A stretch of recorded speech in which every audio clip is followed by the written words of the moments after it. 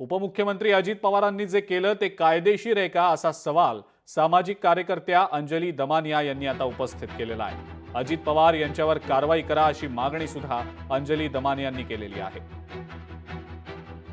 कोरडू गावातलं जे उत्खनन चालू होतं ते बेकायदेशीर होतं असा अहवाल देखील आता बाहेर आलाय आणि मग महत्त्वाचे प्रश्न जे उरतात की अजित पवारांनी जो फोन करून धमकी देण्याचा प्रकार जो केला होता तो कितपत योग्य आहे। तर रूल्स ऑफ बिझनेस प्रमाणे पण त्यांच्यावर कायदेशीर कारवाई होते। तर या तिन्ही गोष्टी होणं अपेक्षित आहे। त्याच्या विरुद्धची मी कंप्लेंट दिलेली आहे, काही होणार नाही ही देखील खात्री आहे। म्हणूनच मी आता प्रशांत भूषणशी बोलून त्यांच्याकडनं मी पिटिशन मागवून मी ते सोलापूरला फाईल करून अजित पवारांवर कारवाईची मागणी करणार आहे। लोकशाही मराठी ऐका, पहा, जागरूक रहा।